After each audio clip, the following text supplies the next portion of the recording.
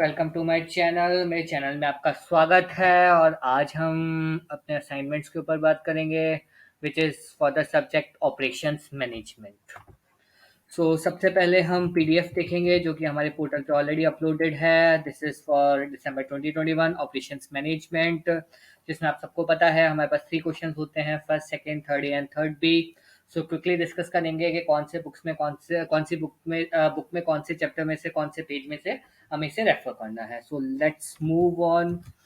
सबसे पहले हम फर्स्ट क्वेश्चन डिस्कस करते हैं। Explain in detail the various types of plant layout concept that are available in the operations management. Give example on each of these type can be employed respectively.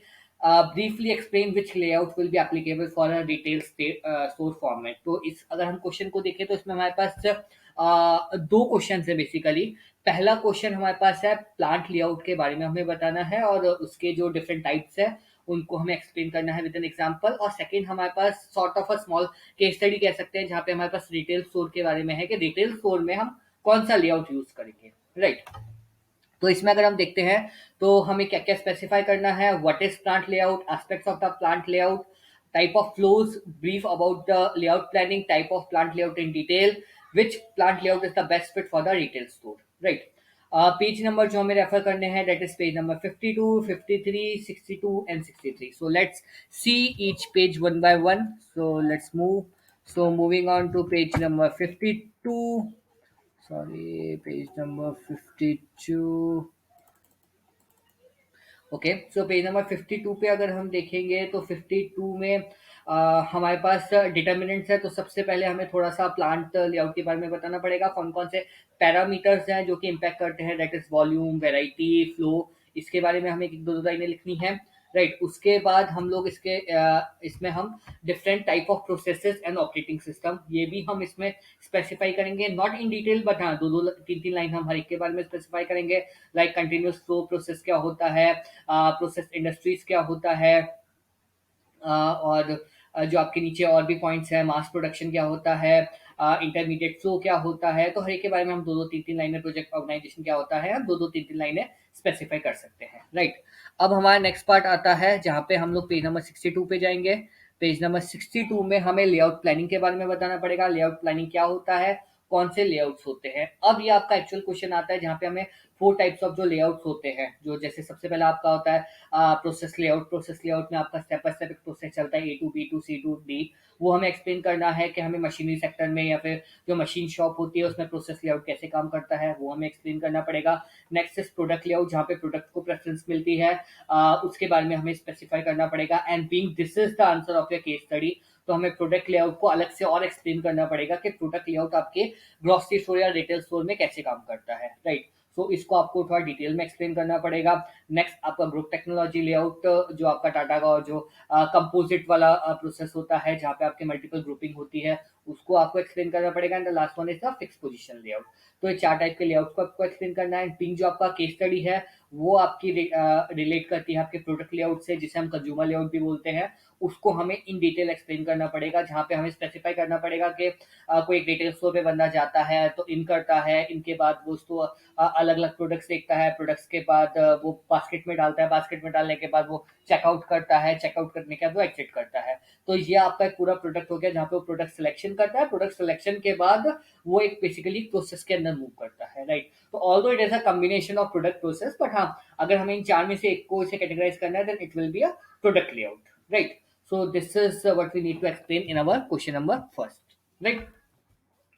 Moving on to the question number second, list down the briefly the various inventory management techniques prevalent in the industry. Discuss how some of the techniques would be applicable to a general store effective management. Again, इसमें आपके दो questions cover हो रहे हैं। पहले हमें inventory management के बारे में बताना है, सेकंड हमें एक जनरल स्टोर के अंदर जो आपकी नॉर्मल ग्रोसरी सप्लाईज है उसके बारे में हमें बताना है कि कौन सी टेक्निक्स हम अप्लाई कर सकते हैं for the effective management of the inventories. Inventory management is simply जो आप अपना स्टॉक मैनेज करके चलते हैं, जो भी आपके पास गुड्स हैं जो आप सेल करना चाहते हैं, this is all comes under the inventory management, right. अब इसमें अगर हम देखें तो अगेन हम लोग स्पेसिफाई करेंगे, सबसे पहले इंट्रोडक्शन देंगे, कौन कौन से एट्रीब्यूट्स होते हैं, टाइप्स ऑफ इन्वेंट्री। फिर हम थोड़ा सा uncertainty of demand, because this is the most important aspect of the inventory management, because inventory management में आपके दो ही पैरामीटर्स आते हैं, one is the cost and second one is the uncertainty of the demand. And uncertainty of demand is more important because जो आपकी पूरी inventory है that is based on it, right. And the last one is inventory control system and selective control of inventory, right. Page numbers की बात करें so page number 166, 67, 74, 76 and 80। सो एक बार quickly देखते हैं पेज नंबर 166, पेज नंबर 166। तो 166 में आपका inventory management आ गया, जहाँ पे हम लोग थोड़ा सा उसके बारे में ब्रीफ करेंगे। Continuous demand, uncertainty of demand क्या होते हैं, टाइप्स ऑफ इन्वेंट्री क्या होती है, कुछ सीजनल होती है, कुछ डीकपलिंग इन्वेंट्री होती है, कुछ साइक्लिंग इन्वेंट्री होती है, पाइपलाइन इन्वेंट्री होती है। तो these are certain kinds of inventory based on the type of good we are selling, right. तो उसके बेसिस पे आपकी इन्वेंट्रीज अलग अलग कैटेगरीज की होती है। फिर आपका आता है पेज नंबर 174। 174 पे अगर हम देखेंगे तो 174 पे हम लोग एक्सप्लेन कर रहे हैं हैंडलिंग अनसर्टेनिटी ऑफ डिमांड, जो कि हमें थोड़ा सा एक एक्सप्लेन करना पड़ेगा कि अनसर्टेनिटी ऑफ डिमांड क्या होती है और कैसे हम उसको टैकल कर सकते हैं अपनी इन्वेंट्री के अंदर। देन 176 पेज नंबर 176 पेज पे हम लोग डिस्कस करेंगे कौन कौन से कंट्रोल मेजर्स होते हैं, लाइक कंटिन्यूस रिव्यू जो टाइम टू टाइम हम अपने इन्वेंट्री को रिव्यू करते हैं, एंड पीरियोडिक रिव्यू, राइट। सो इन दो सिस्टम्स को हमें एक्सप्लेन करना पड़ेगा बिकॉज इसी के थ्रू हमारा जो ग्रॉसरी स्टोर है थोड़ा सा हमें ट्वीक करके अपने लैंग्वेज में लिखना पड़ेगा, बिकॉज ग्रॉसरी स्टोर के अंदर ये दो सिस्टम्स कैसे मैनेज करने हैं वो हमें एक्सप्लेन करना है। And lastly page number I think it's page number 180। 180 पे हमें सिलेक्टिव कंट्रोल ऑफ इन्वेंट्री जहाँ पे एबीसी क्लासिफिकेशन है उसको हम एक या दो लाइन में एक्सप्लेन कर सकते हैं, right. So this is all about question number second. Moving on to the question number third. So third के आपके दो टाइप्स है, third A and third B. So third A is prominent caterer is planning to open a mid-sized multi-cuisine restaurant. Considering his expertise and knowledge in the food and behavior services, confident of getting a full-fledged restaurant operation, you are required to suggest a team of the following points. Right. Suggest a site location for the restaurant, assuming it a metro city. You can assume a city of your choice. Give your reason for the same. So the question is कि एक caterer को अपना shop open करनी है, multi cuisine restaurant वो open करना चाह रहा है और फुली ऑपरेशन करने के लिए उसे सबसे पहले अपनी एक लोकेशन सेलेक्ट करनी है, राइट। तो लोकेशन के लिए कौन कौन से पैरामीटर्स होते हैं, लोकेशन कौन सी बेस्ट रहेगी, कौन से फैक्टर्स इन्फ्लुएंस करते हैं। ऑब्वियसली अगर वो अपना रेस्टोरेंट किसी रूरल एरिया किसी विलेज में ओपन करेगा so definitely won't get good crowd good audience because वहाँ पे people won't afford this and people definitely won't prefer for the restaurant food. So कुछ एक पैरामीटर्स हैं जिनके बेसिस पे उसे देखना पड़ेगा कि कौन सा एरिया उसके लिए बेस्ट रहेगा। सिटी आप कोई भी मेट्रो सिटी चूज कर सकते हैं, दिल्ली, बॉम्बे, कोलकाता, मद्रास, और may be you can select Bangalore, Pune, Jaipur, Hyderabad, any city of your choice. It's purely up to you. अगर आप अपने सिटी में रहते हैं and you are having good idea about your city तो आप वहाँ पे एक्सप्लेन कर सकते हैं। लाइक दिल्ली की हम बात करें तो चांदनी चौक हो गया, या फिर कोई भी बड़ी एरिया हो गया जहाँ पे करोलबाग हो गया जहाँ पे क्राउड बहुत आता है, या फिर हम कोई एक ऑडियंस के ऊपर बात कर रहे हैं तो उसके बारे में हम एक्सप्लेन कर सकते हैं, राइट। सो इसके अंदर हम देखें तो पेज नंबर 27 एंड 29 और कौन कौन सा कंटेंट है, फैक्टर्स सबसे पहले हमें स्पेसिफाई करने पड़ेंगे and definitely it respect to our case study. And second is the brief about the location planning methods. Again हमें केस स्टडी के रेफरेंस में ही बात करना पड़ेगा। 500 वर्ड्स हैं तो डेफिनेटली हमें थोड़ा सा शॉर्ट में लिखना पड़ेगा, ज्यादा डिटेल में हम नहीं जाएंगे। Quickly see page number 27 and 29।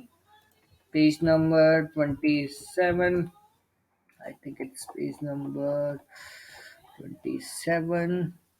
So 27 page पे अगर हम देखें तो यहाँ पे हमारे कुछ एक फैक्टर्स दिए हुए हैं, कौन कौन से फैक्टर्स हैं। मार्केट रिलेटेड इश्यूज हैं तो इसके बारे में कॉस्ट रिलेटेड इश्यूज हो गए, रेगुलेटरी इश्यूज हो गए, अदर इश्यूज हो गए, तो वो हमें एक्सप्लेन करना है। And second comes as the location planning methods, location factor rating, कौन से फैक्टर मतलब उसमें कौन कौन से फैक्टर्स आएंगे, कौन कौन से पैरामीटर्स आएंगे वो हमें स्पेसिफाई करना पड़ेगा। सेंटर ऑफ ग्रेविटी मेथड से हम पता करेंगे। लोड डिस्टेंस आपका जो रॉ मटेरियल है और उसके बीच में डिस्टेंस कितना रहेगा, ताकि ऑब्वियसली अगर आप बहुत दूर जाके आउटस्कर्ट्स में ले रहे हैं तो ऑब्वियसली आपको काफ़ी ट्रैवल करना पड़ेगा, या फिर आपको जो रॉ मटेरियल उसका काफ़ी ट्रैवल रहेगा। And last one is transportation model. तो ये सारे मॉडल्स को हमें थोड़ा थोड़ा एक्सप्लेन करना पड़ेगा specifically with respect to a restaurant opinion. Like restaurant में डे टू डे बेसिस पे आपका रॉ मटेरियल आएगा, फ्रूट्स आएंगे, वेजिटेबल्स आएंगे, तो वो चीजें हम कैसे कैटर करेंगे, तो इन सबको हमें थोड़ा थोड़ा एक्सप्लेन करना पड़ेगा with respect to the model of a restaurant, right? So this is all which we need to explain in third A. Last comes as the third B. So third B is what strategy would the restaurant adopt for an aggregate operation plan, which we call as the AOP of resources given the time frame of a year, right? अब इसमें हमें AOP model basically क्या है कि obviously restaurant क्या है, वो ऐसा तो है नहीं कि वो 24/7 एंड 365 डेज चलेगा, कभी अप्स आएंगे कभी डाउन्स आएंगे, कभी बच्चों के हॉलीडेज हैं तो वहाँ पे ज़्यादा चलेगा, कभी ऐसा होगा कि सब घूमने बाहर जा रहे हैं, टूरिस्ट नहीं आ रहे हैं, तो वहाँ पे ऑब्वियसली जो आपका रेस्टोरेंट है वो कम चलेगा। सो आपको हर इवेंट के अकॉर्डिंग आपको अपनी लेबर को मेंटेन करना पड़ेगा। आपको कुछ परमानेंट लेबर भी रखनी पड़ेगी, आपको कुछ टेम्परेरी लेबर भी रखनी पड़ेगी। हो सकता है जब आपके पास काम ज़्यादा हो तो आपको एडिशनल लेबर भी हायर करनी पड़े, राइट? तो सबसे पहले हम देखेंगे कि एओपी कौन-कौन सी स्ट्रैटेजीज़ होती हैं और फिर हम स्पेसिफाई करेंगे कि इसमें कौन सी स्ट्रैटेजी आपकी फिट रहेगी, राइट? सो इसके बारे में अगर बात करें तो page number 99 4.2 point basic strategies and हमें उस स्ट्रेटेजी को एक्सप्लेन करना है। So I think it should be on page number 99। So this is page number 99। Basic strategies, तो फर्स्ट आती है आपकी लेवल स्ट्रेटेजी, सेकंड आती है आपकी चेस स्ट्रेटेजी। तो लेवल आपकी बेसिकली एक लिमिटेड रहती है जहाँ पे आपके जो रिसोर्सेज हैं वो बहुत ही लिमिटेड रहते हैं, आप उनको कभी बढ़ाते नहीं हैं, आपका कांस्टेंट रहता है। चेस बेसिकली आपके रिसोर्स के अकॉर्डिंग रहता है, जहाँ पे आपके पास काम ज़्यादा रहेगा आप और हायरिंग करेंगे, जहाँ आपके पास काम कम होगा आप रिसोर्सेज को निकाल देंगे, तो पूरा फ्लेक्सिबल मोड होता है। Third one is the mix strategy. तो मिक्स में क्या होता है, वो दोनों मॉडल्स पे काम करता है। कुछ एक आपके परमानेंट एम्प्लॉयज होने चाहिए और कुछ आपके ऐसे होने चाहिए जो कि आप डेली वेजेस पे या सीजनल बेसिस पे आप उनको हायर करें। सो डेफिनेटली जो मिक्स स्ट्रेटेजी है वो ही हमारे मोस्ट ऑफ द मॉडल्स के लिए फिट रहेगी and most of the restaurants के लिए। तो डेफिनेटली जो हमारे रेस्टोरेंट वाला केस स्टडी है इसके लिए भी हमारी मिक्स स्ट्रेटेजी ही हमें अडॉप्ट करनी पड़ेगी। तो इसके बारे में हम थोड़ा सा डिटेल में एक्सप्लेन करेंगे, right? So this is all about the three questions which we will be going to cover in our assignments in the operations management.